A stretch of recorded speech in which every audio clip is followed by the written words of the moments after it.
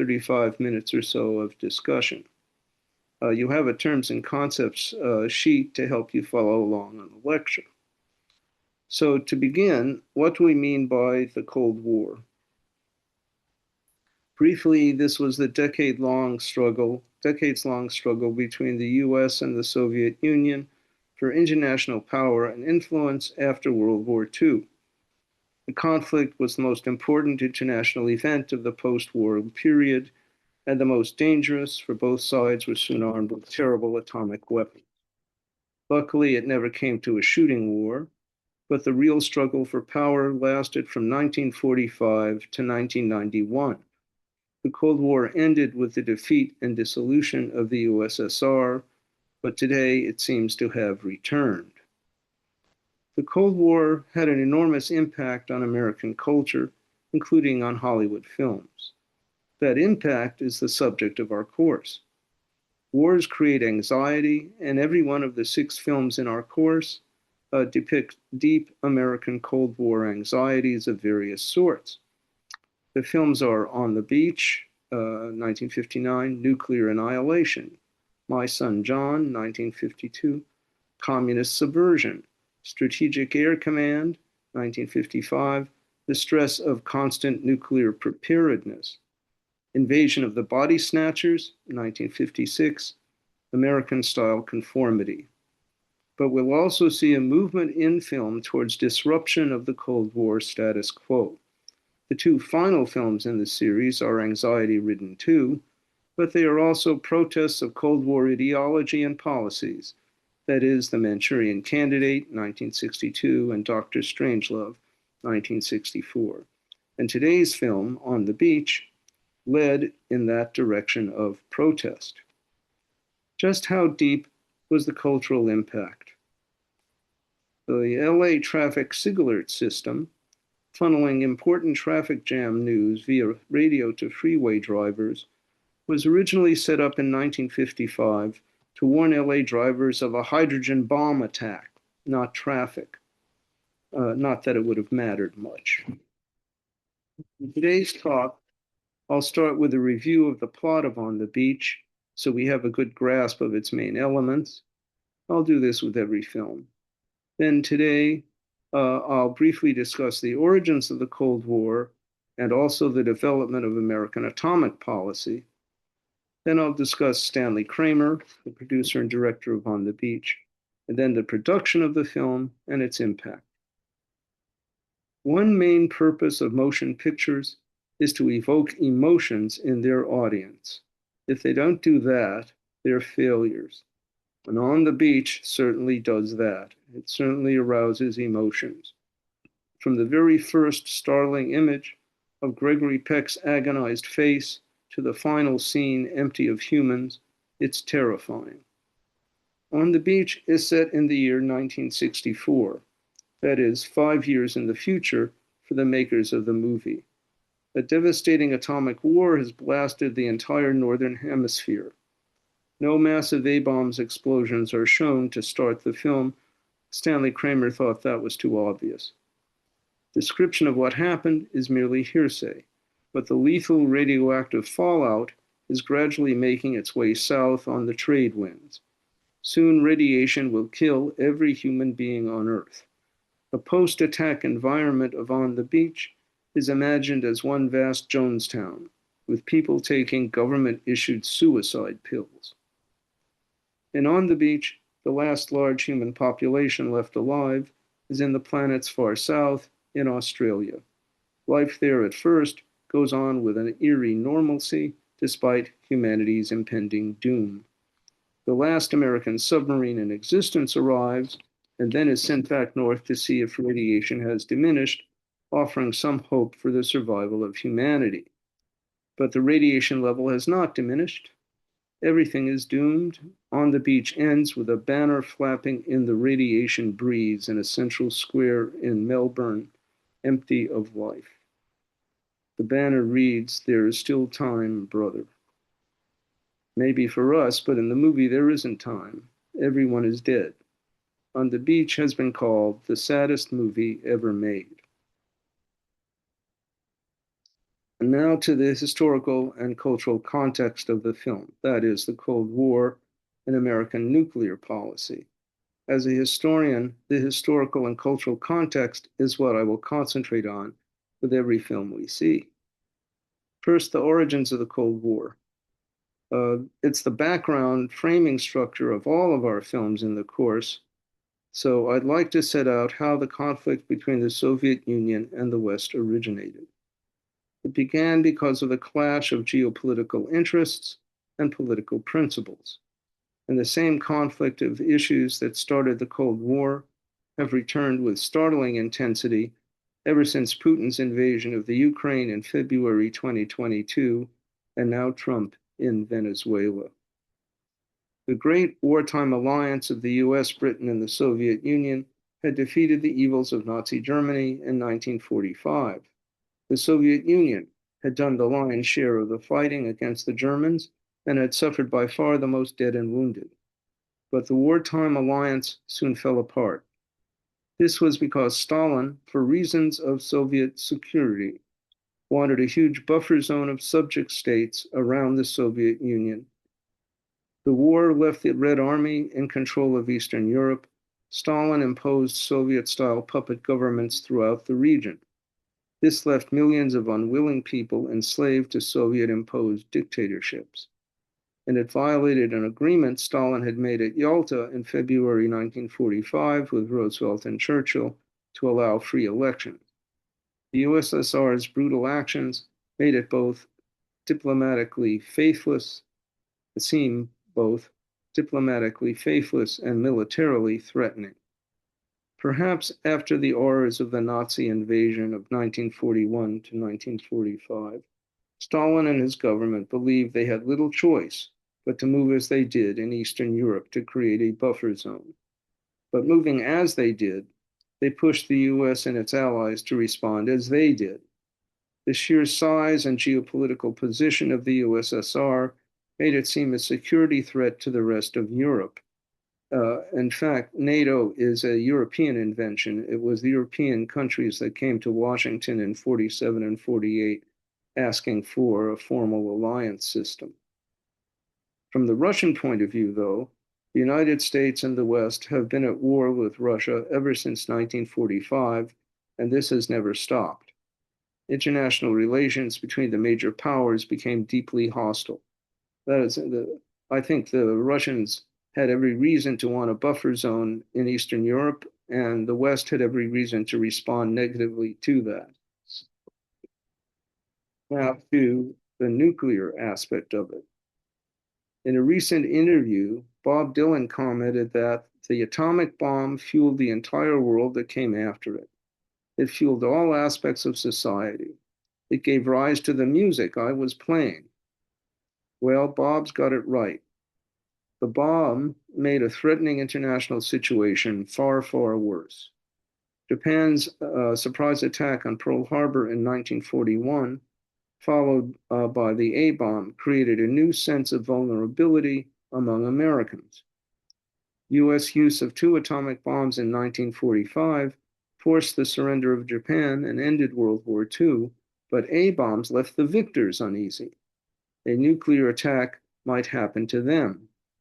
That was only theoretical from 1945 to 1949, but when the USSR exploded its own A-bomb in August 1949, the threat of nuclear annihilation suddenly intensified.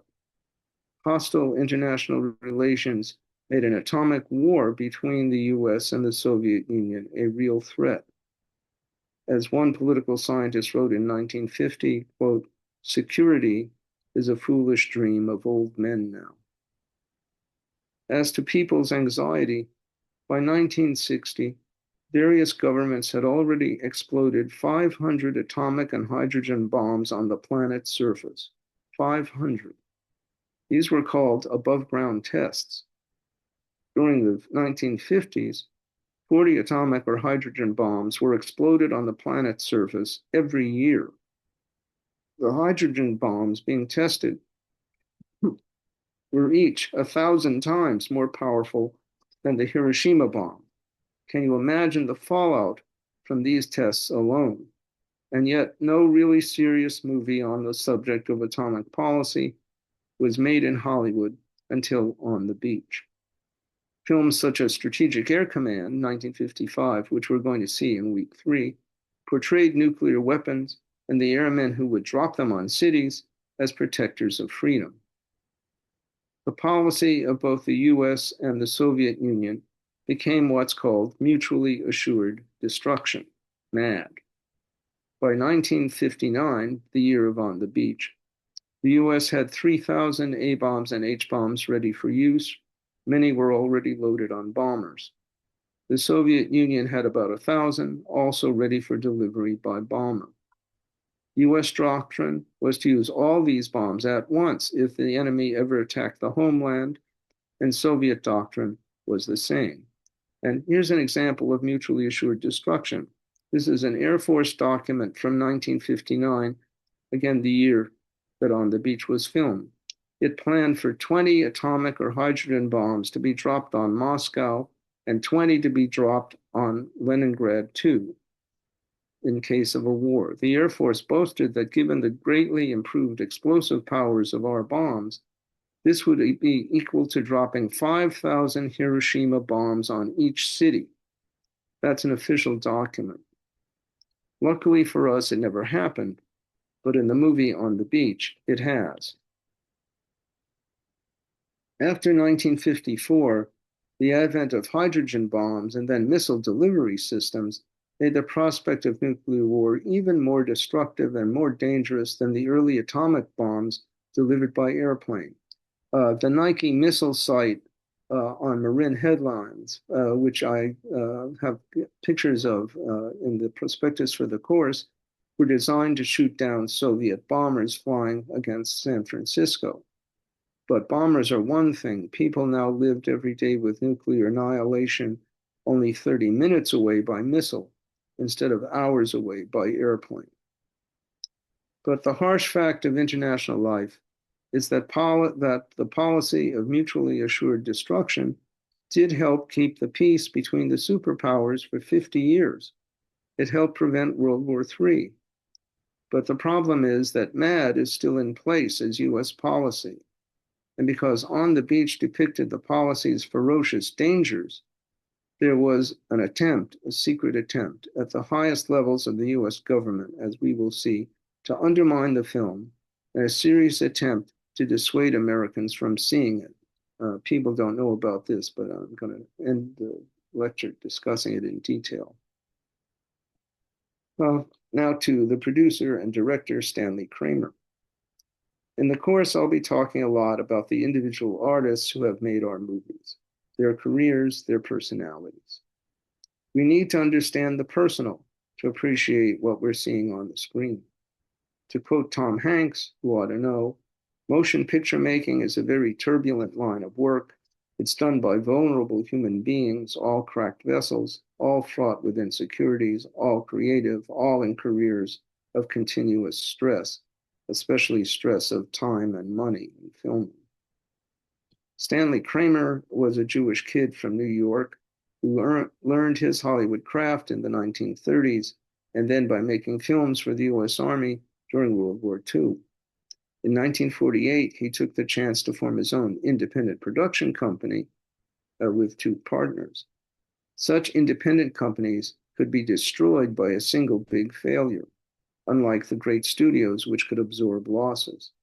They had to seek funding for each new proposed picture, again, unlike the great studios, which functioned as their own banks. But Kramer's company was successful. He was always a political liberal, and the Kramer Company in the late 40s and early 50s produced a string of socially conscious films that were also public hits. The anti-boxing film Champion, 1949, the anti-racist Home of the Brave, 1950, The Men, 1950, about badly wounded war veterans, a subject not to be talked about, and High Noon, 1952, a searing depiction of a corrupt American town. But with the Cold War raging, the House Un-American Activities Committee began investigating the activities of the Communist Party in Hollywood because the American Communist Party was now seen as an instrument of the international enemy, that is, the Soviet Union. Kramer, merely as a well-known leftist, felt himself under threat, but it got worse when his partner, Carl Foreman, revealed before the House Un-American Activities Committee that he, Foreman, had been a secret longtime member of the Communist Party. Kramer instantly dissolved their partnership. Kramer's own view was that Foreman had lied to him for almost 10 years about his party membership, and Hollywood party membership was secret. We'll be talking about that next week. So in the mid-50s, Kramer kept his liberal politics to himself.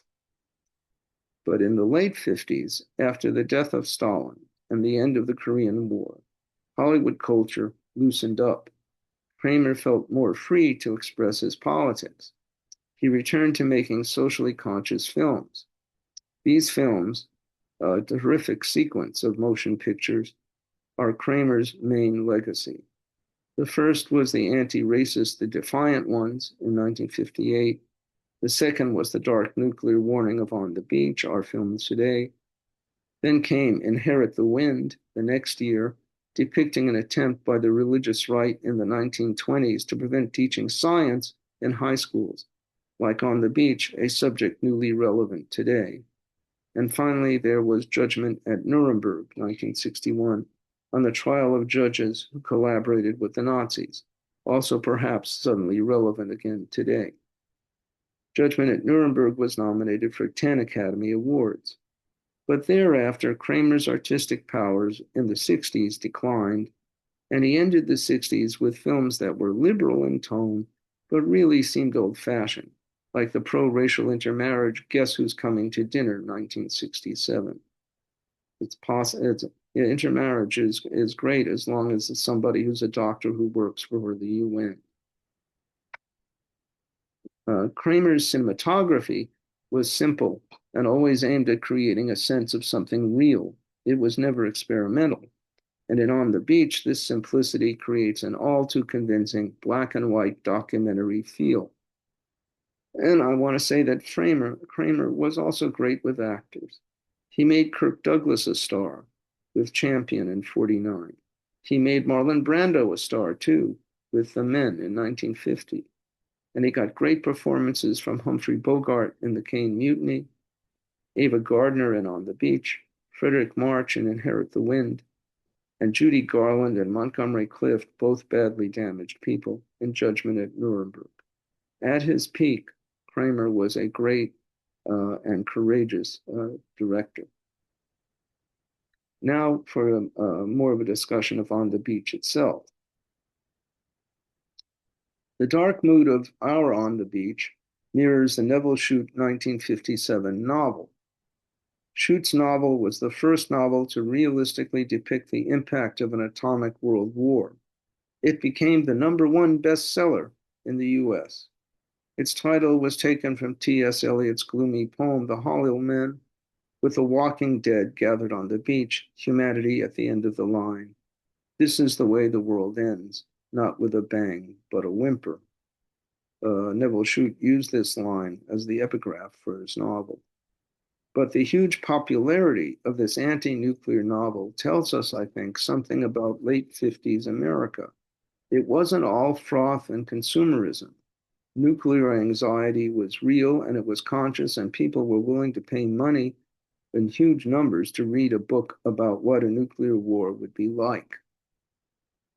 Kramer claims a specific incident pushed him to film On the Beach. One day in LA, he got a note from his son's school, quote, "In the event of a nuclear attack, do you want your child left at the school, or will you pick him up afterward?" The naivete shocked him, and there certainly was naivete towards atomic war by school administrators in California in those days. Now, I'm a witness.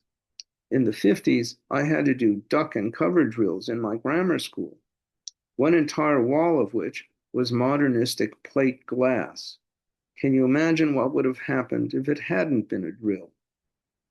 Kramer felt he just had to warn people about the real scare of the nuclear threat. He took the financial success of Shute's novel to indicate there was an audience for a serious film about the consequences of nuclear war, and he bought the screen rights from Shoot. Kramer then asked the U.S. Navy to loan him an actual nuclear submarine for the production of On the Beach. Well, talk about naivete. He was rebuffed precisely because of the pessimism of the script. To quote the Navy, "We refuse our cooperation because your story says an atomic war would wipe out the whole world, and that is not so. Only about 500 million people would be killed. Production of the film, therefore, quote, would not serve to advance the interests of the United States." The Australian government, though, was glad to have a big Hollywood production come down. It would be a first. So it loaned Kramer a conventional Australian Navy submarine and fixed it up to look like an American nuclear submarine. And it loaned him an aircraft carrier, too. In late '58, there was as yet no film industry in Australia. So the Kramer crew had to build Australia's first professional soundstage from scratch. A soundstage is where you can have silence for talking film with huge overhead booms and as little extra sound as possible. That's what they mean when they say silence on the set. But Australia didn't have any such soundstage, and Kramer had to build it. For On the Beach, Kramer also hired famous actors at high prices, Gregory Peck and Ava Gardner. Their names were an insurance policy against financial disaster. It's important that for both Gregory Peck and Ava Gardner, though, the film was a matter of politics, not cash. In fact, Kramer in 1959 could say that casting for his grim anti-nuclear film was easy, quote, because there were a surprisingly large number of actors who see a chance to make some contribution to the liberal thought of the body politic, and they gravitate toward that chance. I must say this would not have been the case in, for instance, 1952. But 1959 is different. Gregory Peck was a long-term Hollywood liberal and civil rights activist who'd starred in social conscience movies as early as 1959's Gentleman Agreement, an attack on anti-Semitism. He was eager to play the part of submarine commander Dwight Tower for Kramer, because Peck thought the anti-nuclear message of the film was very important for people to see. Ava Gardner, too, was a long-term Hollywood liberal and active supporter of the civil rights movement. I think people know about Peck, but not about Gardner. It's a kind of misogyny. She joined On the Beach primarily for political reasons. She certainly was well paid, and she was happy to star with Gregory Peck, who was an old friend. But politics was central. She thought the nuclear issue was hugely important. Quote, "The script made me weep when I read it. Yes, it was fiction, but my God, everybody in the cast and crew understood that this could happen." Critics agree that in On the Beach, Gardner gave the best acting performance of her career. The screenwriter for On the Beach, John Paxton, was another well-known Hollywood liberal. In the '40s, Paxton had worked with members of the Communist Party on social conscience films. He was still being red-baited in 1953 because he was the screenwriter for Marlon Brando's famous motorcycle film, The Wild One, which Stanley Kramer had produced. So Paxton was familiar with social problems films, wanted to make them, and familiar with Kramer.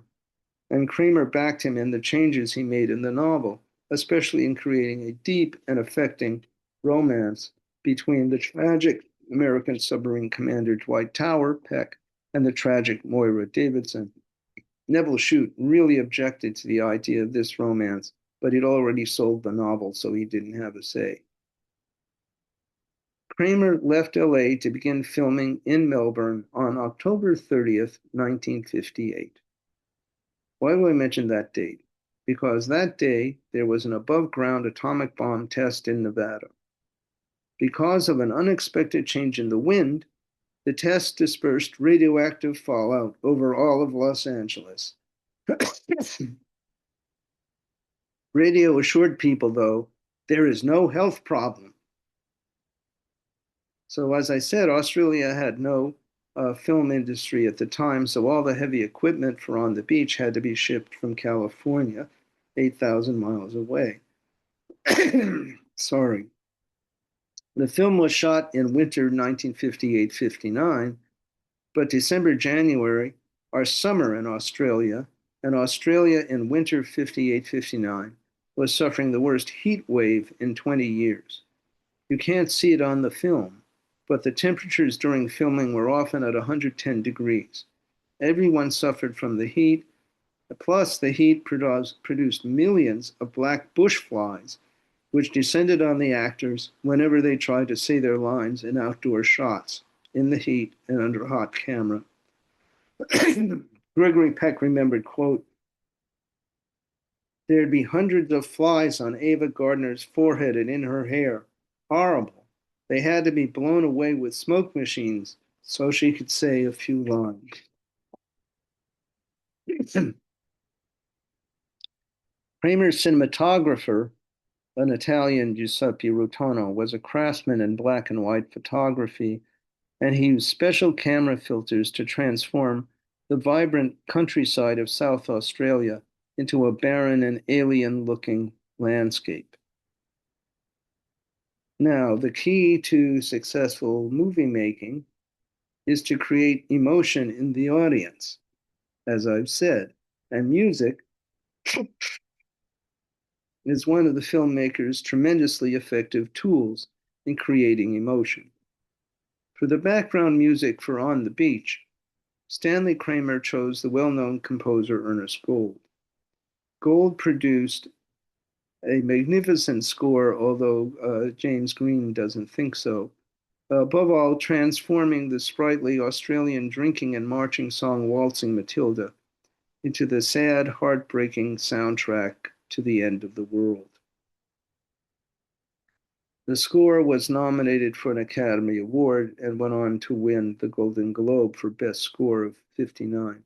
I think the opening scene as the American submarine surfaces with its tiny American flag and the sad Waltzing Matilda soundtrack is a very effective beginning of the film.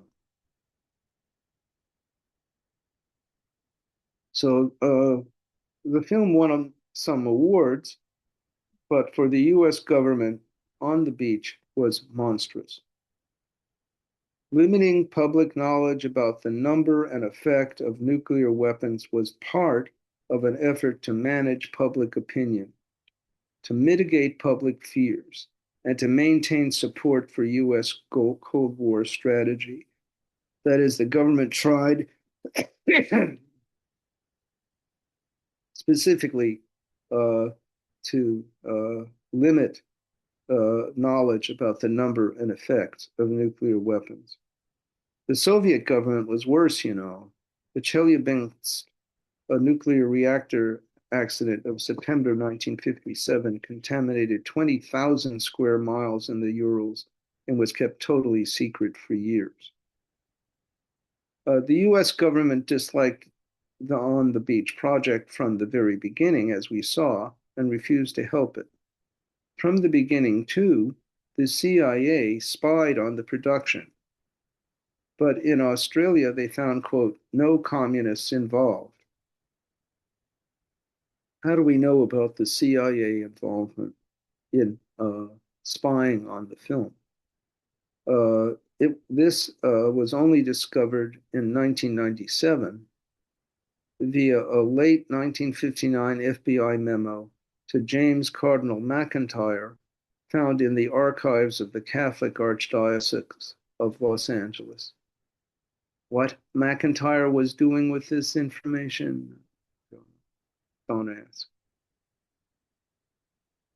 The U.S. government in 1959 viewed On the Beach as a threat to the basics of American nuclear policy.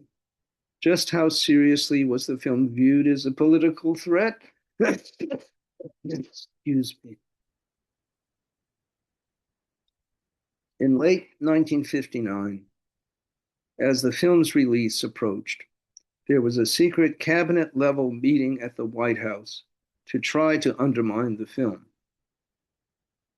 This secret meeting only came to light in 2013. That is, it was secret for 54 years.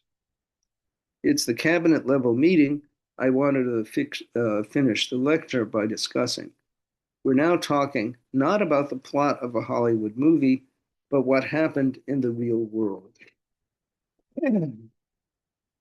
The secret White House meeting was chaired by Vice President Nixon.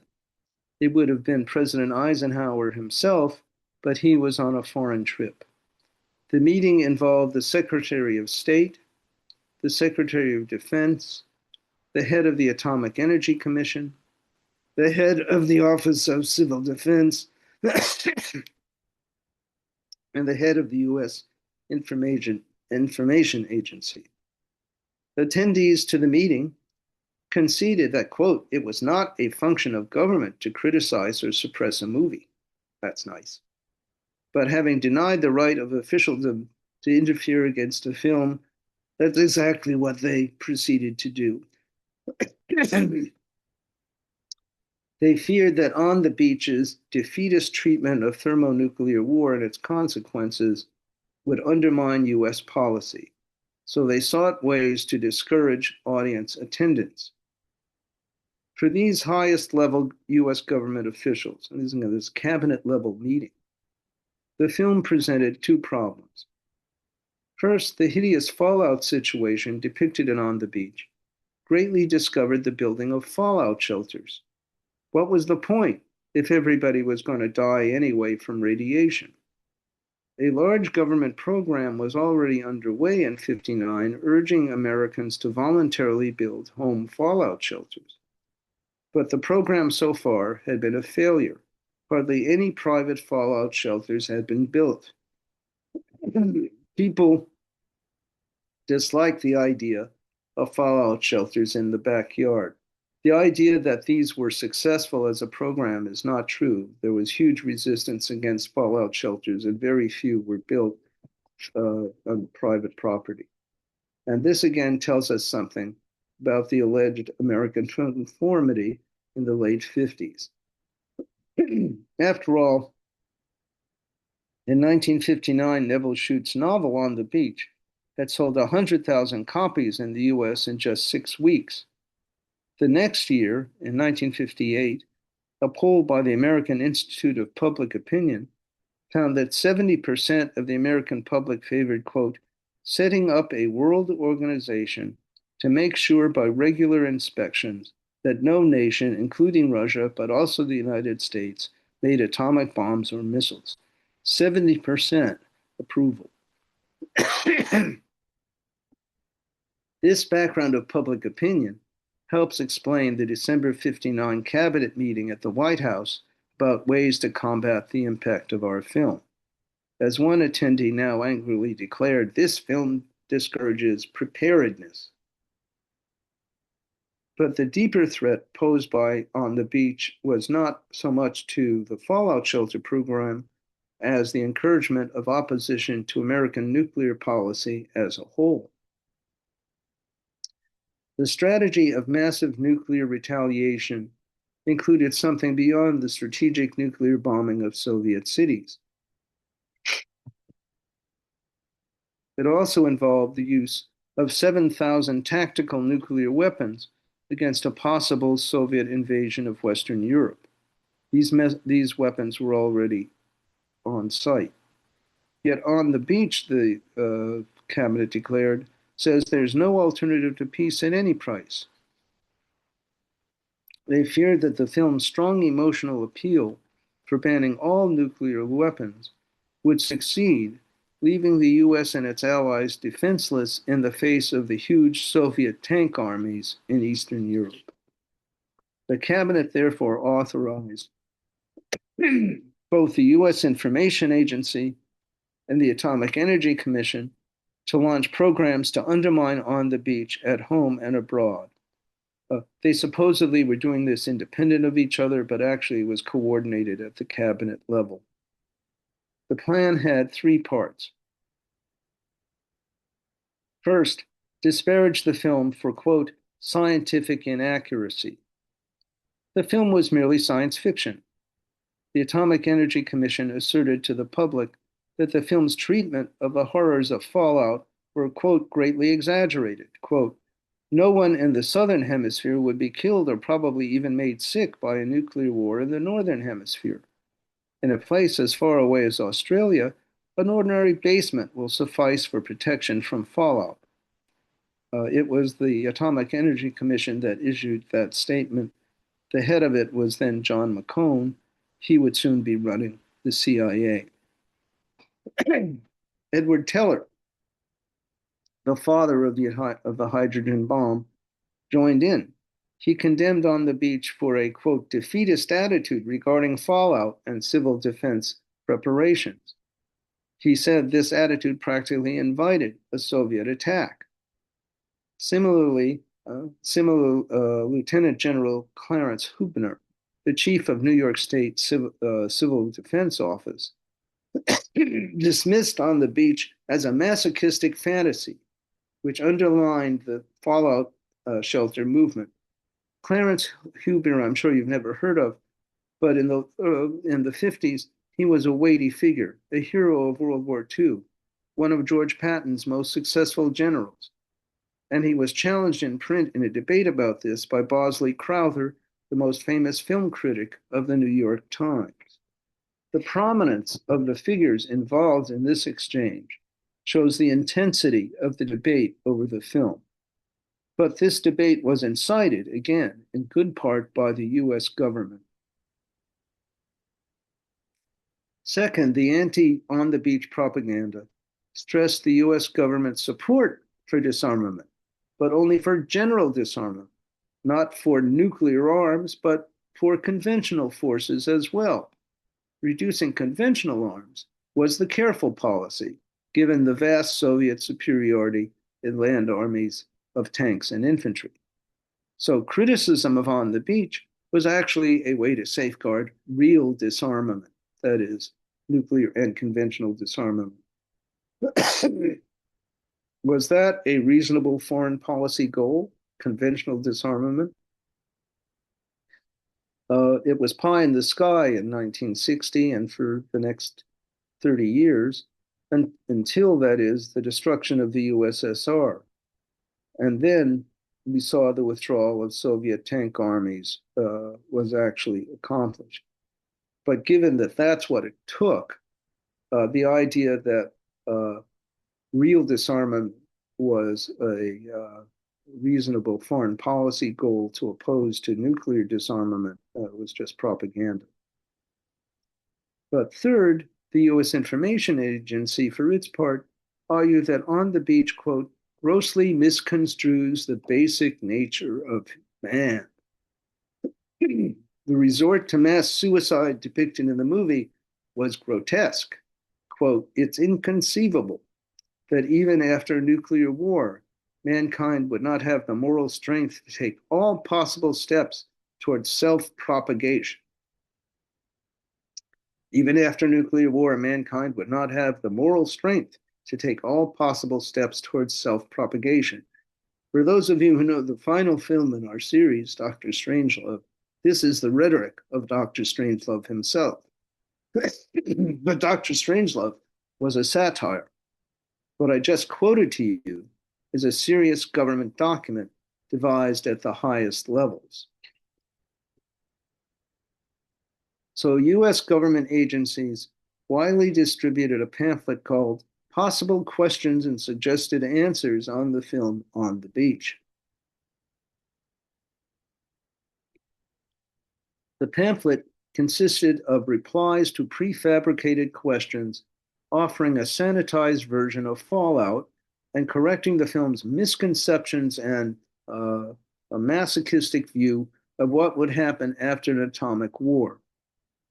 Nationally syndicated conservative columnists, such as Stuart Alsop, cribbed entire passages from this pamphlet and presented it to the public as their own independent criticism of the film. The federal government action encouraged public hostility to On the Beach at the local level. New York Governor Nelson Rockefeller, who advocated mandatory fallout shelters in American homes, mandatory fallout shelters in every American home, criticized On the Beach for its defeatism. Rockefeller instead declared that defense against fallout is not only possible, but simple. The New York Daily News went further. The makers of On the Beach were, quote, defeatists and traitors who were pointing the way towards eventual communist enslavement of the entire human race. Again, that is because there was no call for conventional arms reduction. Kramer and United Artists behind him were undeterred by this and arranged for On the Beach to open simultaneously in 17 capital cities worldwide on December 19th, 1959. Paris, London, Berlin, Johannesburg, Mexico City, Tokyo, Washington, D.C. This was not merely PR for the film. It was Stanley Kramer's attempt to awaken public opinion to the dangers of the nuclear arms race. Reviews about the film as art were mixed. Some reviewers found it spellbinding, others found it plodding. Some described the acting as powerful, others thought it wooden.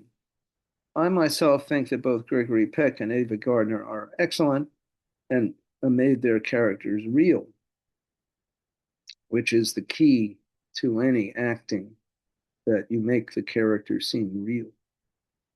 It's true that Tony Perkins's Australian accent wandered in and out, but Fred Astaire, who had never been in a dramatic role before, was surprisingly effective as an anguished scientist who commits suicide. While there was doubt about the film as art, agreement about the film's political importance was general. Famous British journalist Alistair Cooke called the movie, quote, a political event of the first order, and he hated it. Film reviewers and film goers engaged with On the Beach as a political statement more than as a work of art or entertainment. This included letters to the editor demanding public examination of nuclear policy. That was exactly the reaction the government had feared, and exactly the reaction Kramer wanted. His view was, I don't believe we can be too aware of the terrible danger we're facing. The comedian Steve Allen declared that, quote, they ought to pass a law to require every American citizen to see this film. I mentioned Steve Allen because in the late 50s, the screenwriter parents of my best friends in junior high used to take us over to Steve Allen's house to discuss one world federalism as the way to world peace and to learn Esperanto as the universal language. We went to the house of the famous composer Oscar Hammerstein, too. So I personally witnessed the loosening up of Cold War culture in Hollywood. My friend's parents, by the way, were writers for Leave It to Beaver. Stanley Kramer was even able to arrange a premiere for On the Beach in Moscow itself in December '59. That was a diplomatic achievement. Several hundred high Soviet officials saw the film. But despite On the Beach's implied criticism of US nuclear policy, Soviet reviewers, controlled by the state, of course, were only lukewarm about the film. Soviet government hostility came within the same reasoning as US government hostility. First, they found the film too pessimistic. It went against the Soviet position that the USSR was indestructible, against official optimism about the shining future.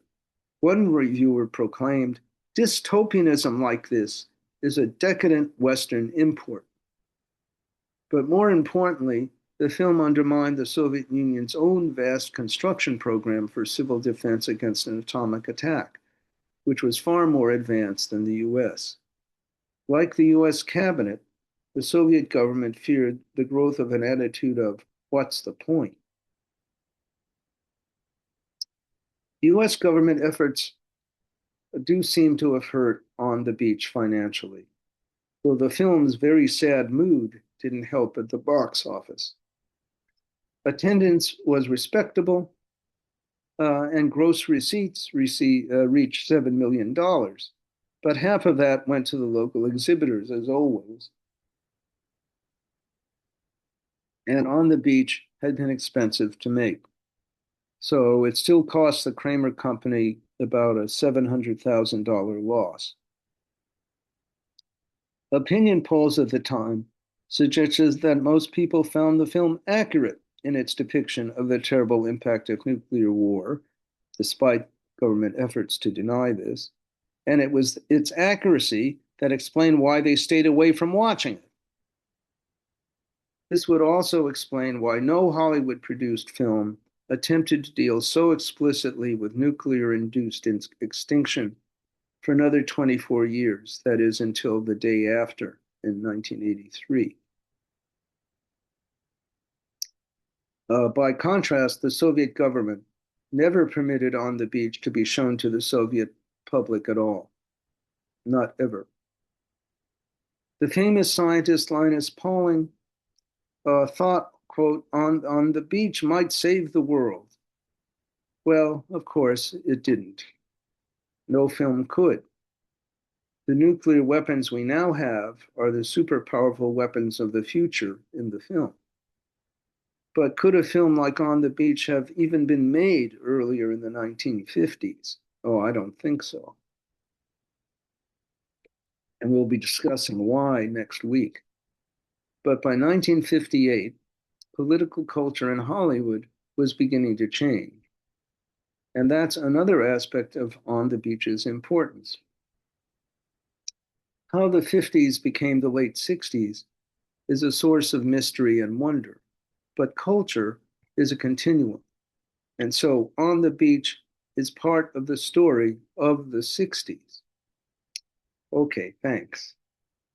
Let's take a 5-minute break and then we'll have this discussion. Okay, so shall we have discussion? I can't see so I'm going to fix that. okay. Can you see everybody now? Yeah. Okay, that's good.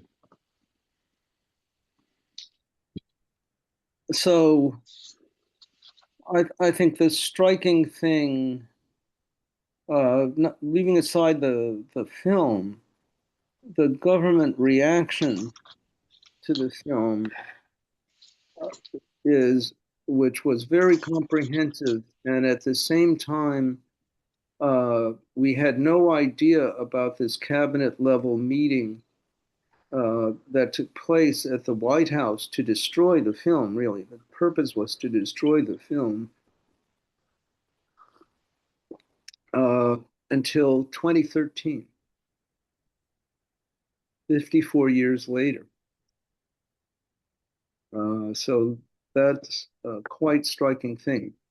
Marjorie, you're going away, but but you raise your hand. Yes, she has. Okay, go ahead. Okay. Yeah. I was just wondering if there was any scientific pushback against the government propaganda, any legitimate famous scientists who spoke up.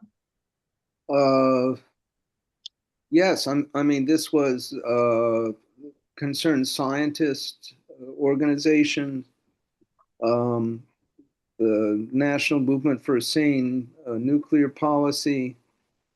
Uh, Eventually, you get people who are really opposed to this, but it was dangerous. Oppenheimer had opposed the hydrogen bomb, which is how come he ended up with no security clearance in Right. 1954. So um, there was pushback, and I think this was actually going on, especially in Britain, with the CND, the Committee for Nuclear Disarmament. So there was, not in the East, not in the communists, but in Western countries, there were civic organizations that were opposed to it. And there were certainly unions of scientists who were opposed to what was going on. But, the Atomic Energy Commission had a lot of prestige.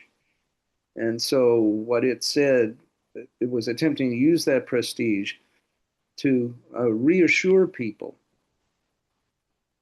And they were reassuring people. I think the threat of, the real worry was a Soviet invasion of Western Europe. That never happened. And although the Soviet plans, they always had a lot of plans to do it, they never did it, not even under Stalin. But that was the idea that Russia was going to disengage the Europeans from the US protection was a basic part of US foreign policy. And they could see that this film would have a big impact in Europe. And they wanted to prevent that also. And the French government wasn't happy with the movie either. So there's a lot of that kind of thing that was going on, but there was pushback, and that's important. And in fact, in general, I'd say, again, my experience is sort of unique because it's based on Hollywood screenwriters in the late 50s, which are the people that I grew up among. Not that my parents weren't, they were working class people, but my friends were the children of screenwriters. That by the late 50s, by the second Eisenhower administration, there's a lot of movement going on and a lot of protest going on.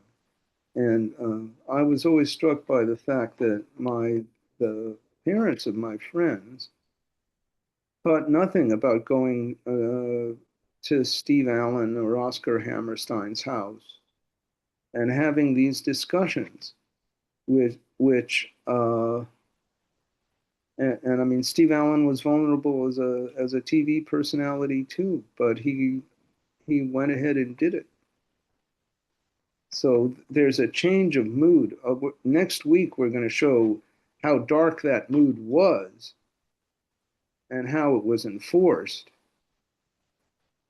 But there's a real shift in the late 50s away from that. But certainly there are independent science organizations that were supporting what was being said. And of course, I'm going to, when we talk about in week 3 about the nuclear accident, I'm sure you don't know about this, the nuclear accident in Spain in 1966, where the ground is still contaminated, which shows that the film was correct. This was a B-52 accidentally dropped a hydrogen bomb in part of Spain. So it has not been cleaned up yet. That was in 1966. Okay, so other questions? I have a question for those who were born in this country and who have to go to do the drills in school, in primary school or secondary school. When you guys did it, I don't know who did it. You did it, Art. Did you feel when you were doing it that were you fearful, or was it just going along with the drill? Things like that. Were you aware of this larger potential danger? How was it presented to you? Yeah, just going along with the drill. I wasn't fearful. None of my friends were fearful until the Cuban Missile Crisis in '62. We were too young to be fearful. We said, "Oh, the teacher wants us to do this. Okay, we'll do this." But of course, like I said, it was an entire wall of glass. Very nice. It was a very nice modern grammar school. What would have happened? I mean, and you can say, what actually is the purpose of duck and cover? Doug, I could comment a little bit on that. In Okay. seventh, oh, sorry, Art. No, go ahead. In I remember the drills in grammar school of getting under the desk, and then there was that famous poster that came along and made fun of it, which laid out all of the instructions for that. And then at the end, the last instruction was kiss your ass goodbye. Yeah, yeah. But as a seventh grader, me and a couple of friends of mine got very interested in this subject for some reason. I mean, we were just fascinated by the whole thing. And there was a book called On Thermonuclear War, and there was a few other books Yes. that we read. And Oh I my. was living in Los Angeles at the time, long way from downtown, but I was literally frightened to death. I remember at night, this is so ridiculous it seems, but at night I could hear planes, at certain times at night, I could hear planes as they would approach south of LA and then make the turn to land at LAX. And I would be thinking, God, I wonder if that's a Russian bomber. I mean, that's how petrified I was. And I can only say that I guess today, of course, that's been replaced by guns. Guns invading schools and things is what people drill on now, which just seems so pathetic. But anyway, so it was quite impactful to me, and it took a while to kind of get over it. So seriously, Why don't we think about the nuclear situation anymore? It's not as if there aren't 1,500 missiles with multiple entry warheads sitting out in Nebraska and South Dakota and in Irkutsk that could go off at any moment. Mhm. It's disappeared from public conscience and consciousness. I think the fall of the Soviet Union is the big reason for that, wouldn't you say, Art? Uh, yes, but on the other hand, Putin's been around for 20 years, and he's he's gone back to displaying these huge missiles on May 8th and on Victory Day and things Maybe like that. another comment I have is maybe the visibility is less. I took the bus to seventh grade, and every day we went by the Nike missile base that was perched up on I lived in Palos Verdes, which is a big hill. Right. We saw this Nike missile base whose purpose was to shoot down Russian bombers if they were coming over. And so we were reminded of that every single day visually that this was a real thing. And Right. Failsafe, Failsafe was a fantastic movie too, of course, about the whole thing. I thought so, yeah. I mean, I also grew up under the shadow of Nike missiles, actually on Mulholland Drive, Yeah. protecting the San Fernando Valley, but also the ones, and Marin, which is now a museum. I mean, those stopped being operative in the late 60s because they weren't going to be effective against missiles. And I forgot about that, Art. As a third grader in Tiburon, we had a class tour to Angel Island Uh-huh. That and was saw the fun. Nike base. That was a nice reminder, of course, of the situation. Right, right. But it's been removed Yeah. from public conscience. I mean, certainly the fall of the Soviet Mm. Union is part of it. But then Putin's always talking about his hypersonic missiles and nuclear tests and all of this stuff. It still hasn't made an impact. I think people were suddenly, George Bush was getting on TV all the time and saying, we're reducing, and they did reduce them. But they have not eliminated them at all. There's more than enough to blow up the planet 100 times. And yet we've... Hey, Art, yeah. we have Joan and Bonita have raised their hands before, so why don't we let them... Okay. Oh, I don't see. Bob. Heard you mention is the Wait, fact who's next? Joan. that we have somebody in the White House right now who wants a lot of attention, and he seems to be a little bit crazy. And in the past, we've always had the feeling that the president had his finger on that red button. And I wonder about the fact that we could have a nuclear war started by somebody who just wants attention. Has that been discussed? The growth in the prestige of the president as an institution is intimately linked to the fact that he's the person who has the finger on the trigger. And that's been true since 1945. And it's an integral part of what's changed about the nature of the government, that the president has that prestige because he's the person with the launch codes.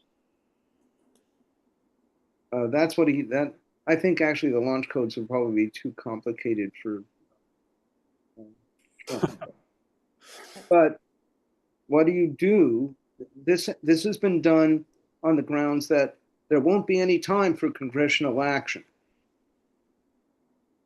If we're 30 minutes from Armageddon at any moment, and therefore the president has to be able to act freely and instantaneously. And the problem is, what if you get somebody who's crazy? Yeah. Yeah. Bob Dunn has his hand raised also, Art. Yes, Bob. Yeah. Let's see, I'm not muted. So, okay. Yeah, my concern is not so much Green July. the Russian in possession of nuclear weapons or the United States in possession, but all the other countries that now have it through proliferation. We haven't been able to slow that down or stop that. And now there's more and more countries that have less of a history of containing this mad assumption. And they're more, I think the danger is more likely now than it's been since probably the 50s. Yeah, I think that's right. I mean, one of the things that worked in the Cold War was that both the Russian government class and the US government class actually recognized the danger that on the beach presented. And so they acted with restraint. But yeah, now you have, how many countries have the nuclear weapons at this point? India and Pakistan, Israel, China, Israel. Yeah. I mean, the list goes on. And they're having conflicts. Nothing is settled. Peace has not descended on the planet. That's for sure. No. I mean, the Pax Atomica worked. Right. Very long has worked. It has worked, but we've been lucky so far. Yeah, it's going to work up until the moment it doesn't work. So how do we raise consciousness of this issue? I mean, this is part of the meta crisis. Yeah. And so in a bigger context, you can look at climate change as an analogy of the nuclear threat, because climate change could wipe out our civilization and no one's paying any attention to it. It's on the bottom of opinion polls as to its urgency. No one seems to want to look at it. We're just ignoring it. Well, we're having a good winter this year here in Northern California. Well, this is, climate change is a long, slow process. That's the Nuclear war is very quick and it's sudden. So there's a difference in timing, but it doesn't change the fact that climate change is an existential threat to our civilization. Well, I think it is, but the nuclear war is a much more is long term, but nuclear war is short term, and yet there hasn't been an anti-nuclear march in decades. And I'm sure people said with the fall of the Soviet Union, the problem is over, and it isn't over. No, it isn't. And actually, the Chinese have redoubled their nuclear armaments in the past 5 years. So there you go. Yeah. So is it just a matter of attention, or the people having once relaxed about with the fall of the Soviet Union, they don't want to think about it again? It's less of a problem now, and it's more of a predicament. Well, the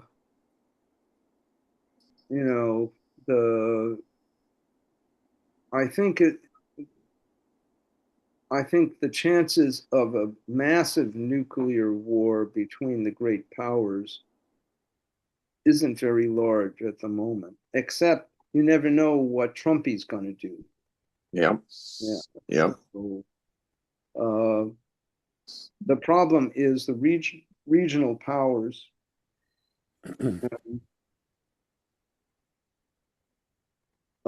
I think Iran is a real danger. Also, people don't want to think about. Roger?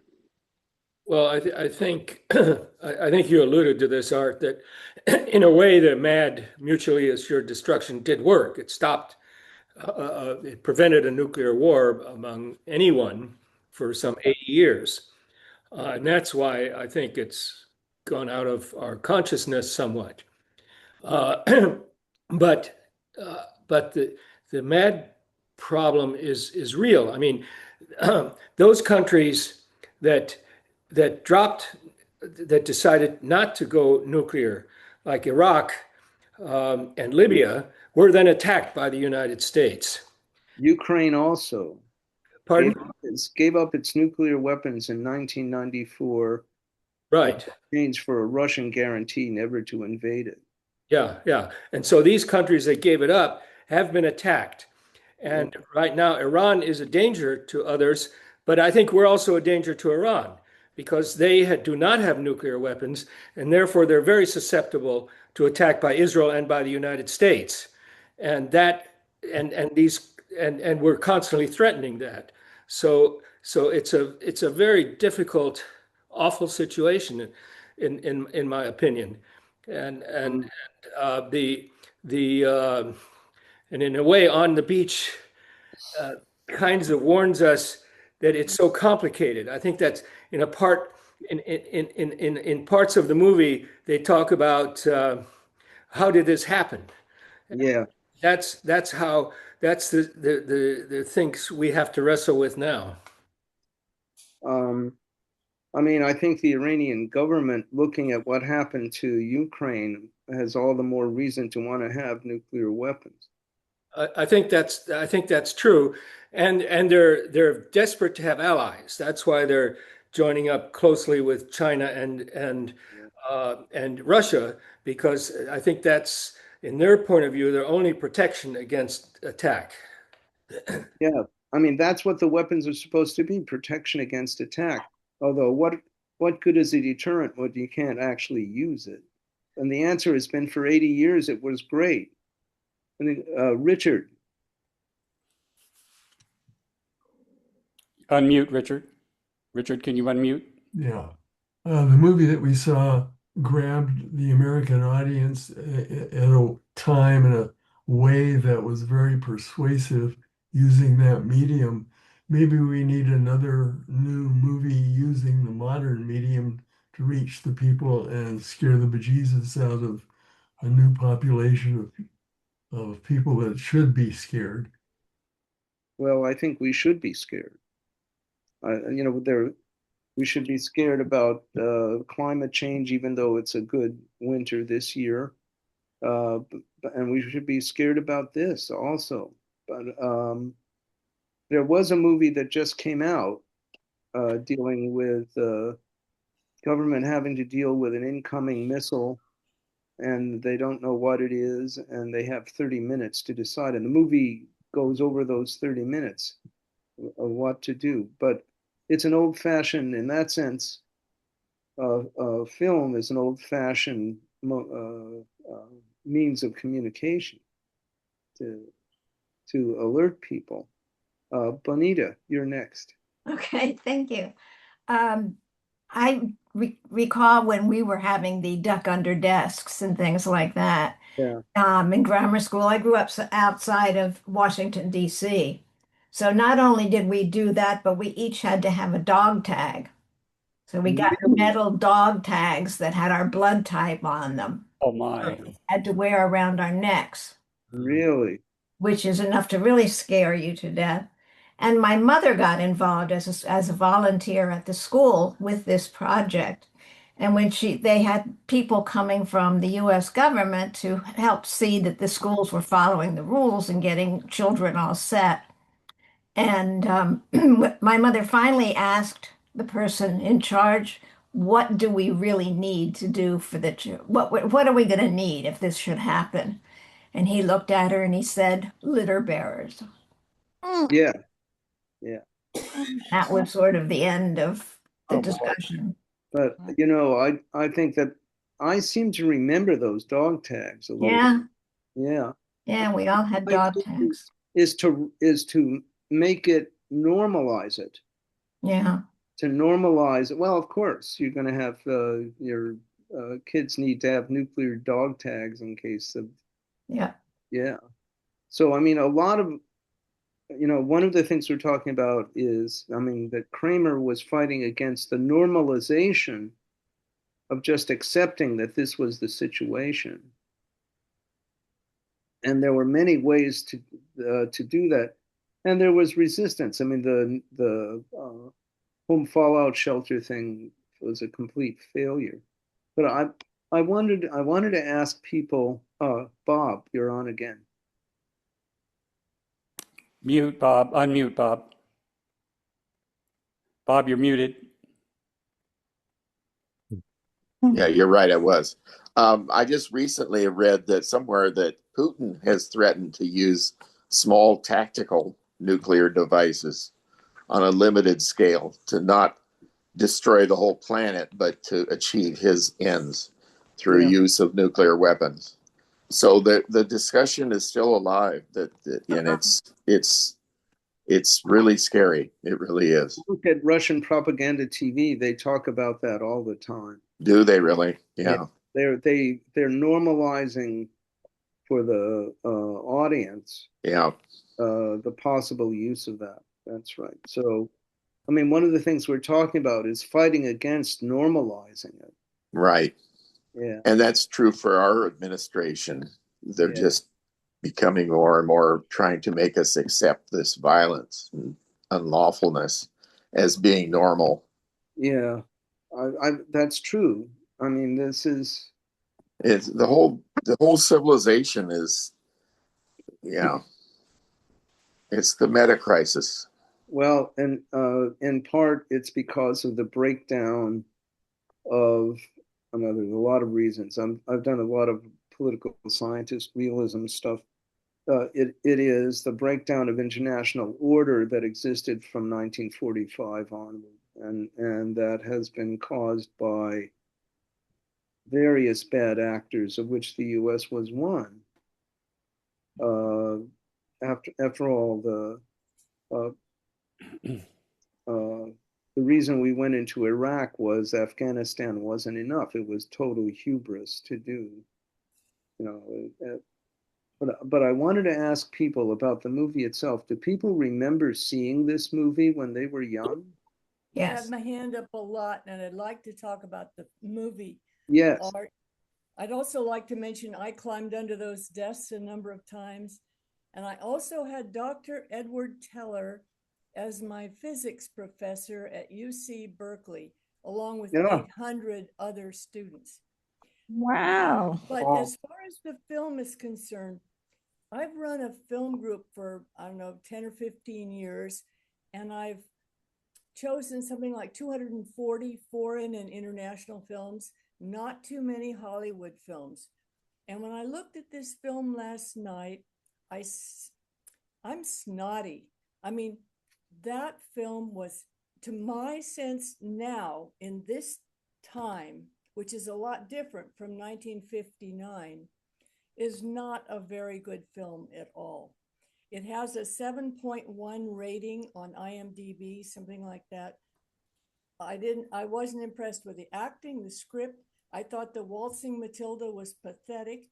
It might have worked for a little while, but basically it just kept coming and coming.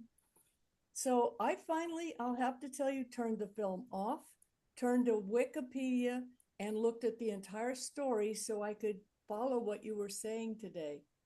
And I'm glad that you're doing this film series. And I remember the last film series, the first film I thought was pretty dreadful, the one with the Beatles. And it was a well-known film too, but they couldn't act their way out of a paper bag. So I just had to say that. Oh, thank you, Louise. We remember your comments about Hard Day Night. No, I'm Joan. My husband Oh. got his name Joan. on this. Sorry, I'm just speaking to the name. Sorry.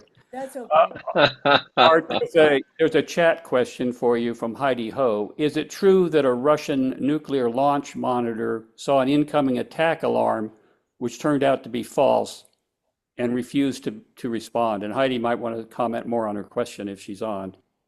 I think that happened. I think it happened on our side also. That happened a couple of times.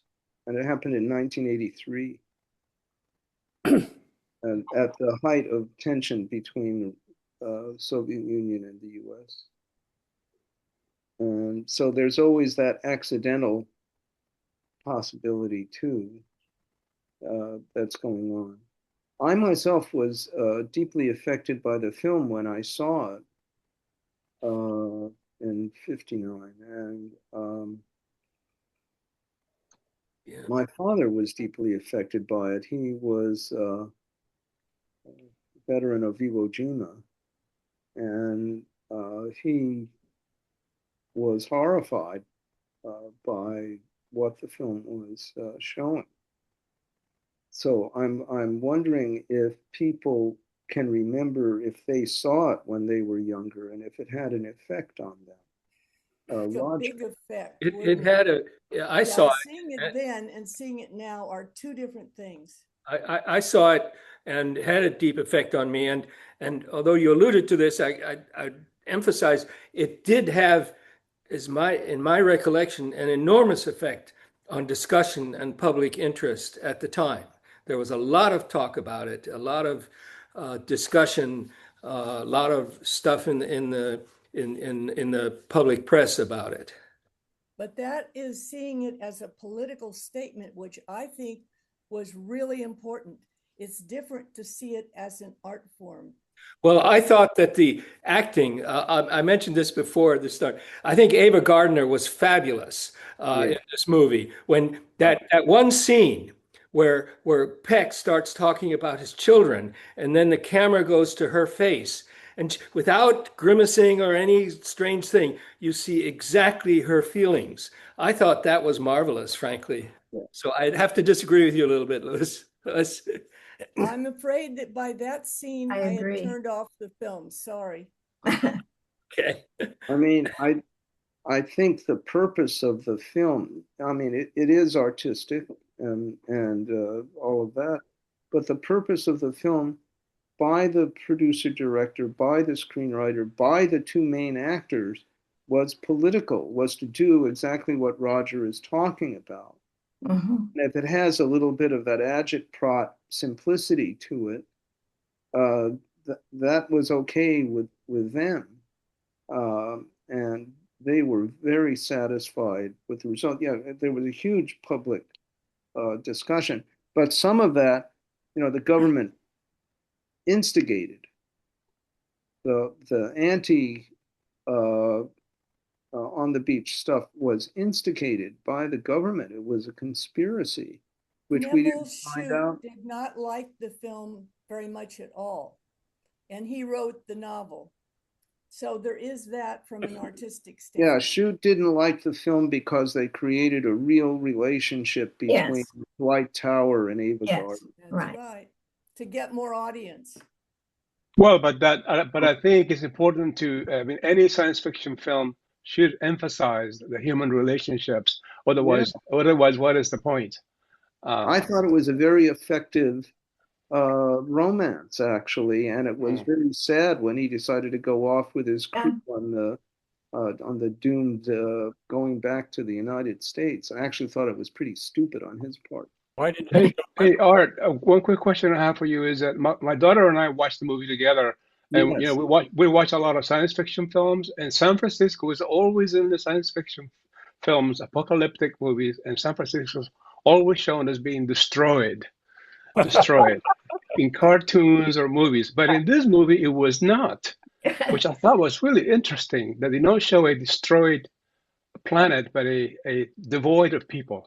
So I thought it was an interesting choice. Yes, I mean the scenes, as Jim was saying, the scenes of San Francisco are amazing, and the actual, I think, the music as the submarine comes under the Golden Gate, the is just deeply moving. the submarine coming in under the bridge is Yeah, just Yeah, wow. I mean, yeah. that was magical.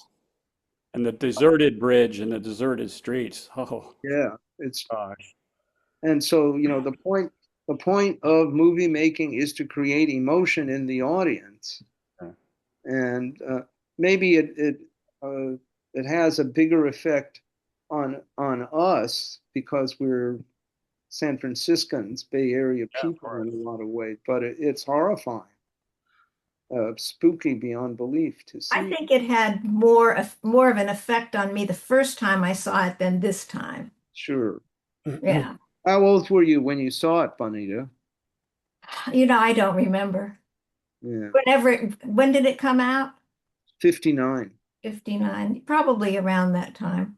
Yeah.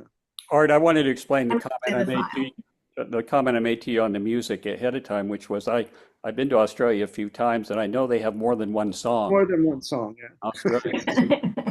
And I love the song. I big fan of the song. I like the fact that they did it in 25 different ways, but I do know some other Australian songs too. So that was all I was saying. I liked it. I liked the song, the repetition of that song. Good. Yeah, I did. I myself did too. So that's a matter of Okay. taste. It's Yeah. just taste. But certainly the purpose of the song of the movie was indeed uh, political, and Yeah. that they would actually, and that in itself shows a change in Hollywood in '59 that they're able to do that, Yeah. and we'll see that with the Manchurian Candidate and Dr. Strangelove too. But before that, we're going to be looking at movies from the bad old days. Okay. Okay. One more question. Yes. Yes. Yes. Shelley. I wondered, I kept on thinking of the film Don't Look Up. Have you seen Yes. it? Yes. Yes.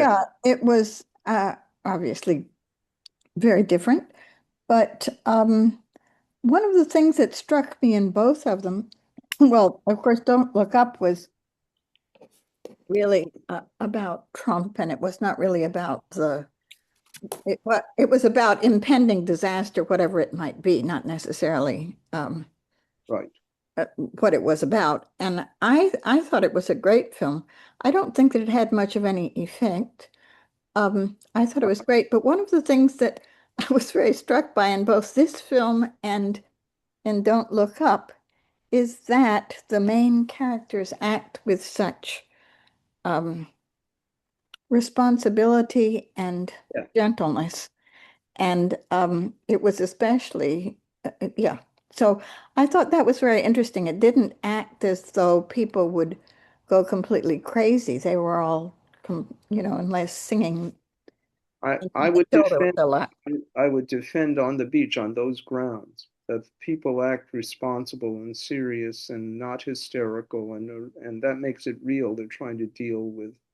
But on the other hand, we are in a don't look up situation as far as nuclear. Absolutely. And I mean, since we're having this exchange of opinions, why is it that we're not concerned about the nuclear?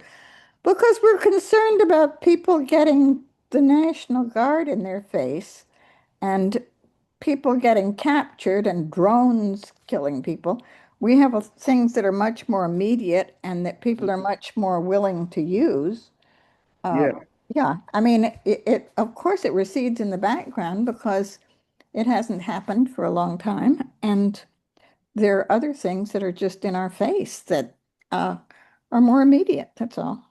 I think that's true, but I wish we weren't in such a don't look up Yeah. situation about it. Bob, I think you get the last word.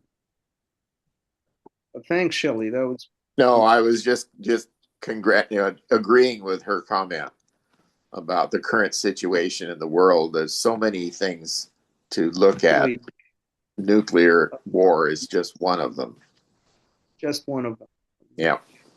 On the other hand, the murder rate in the U.S. and in California and in Oakland and in San Francisco has gone hugely down, despite what you read in the Chronicle every day. Despite what our president claims.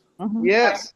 Oh, yes. Portland also. Yeah. I mean, it's Maybe that's the thing we should fear. Chicago also, and New York.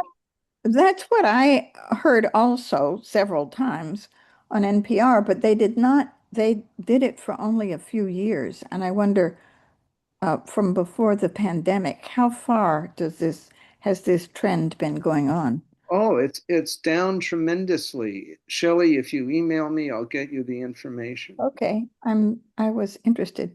Yeah, no, it's an amazing thing, and it does make, what Trump says even about Chicago, it's New York, it's wrong. I mean, it's just factually wrong. Okay, so next week we've got My Son John, which is an anti-university movie from 1952. Send your bright child to the university and watch out. Thank you, Art. Art, I hope you feel better. Yeah. Yeah, feel better. Yeah. Thank you, Jim. Thank you, Jim, for putting it together. My pleasure. Bye, everybody. Bye. Thanks, Jim. You're welcome.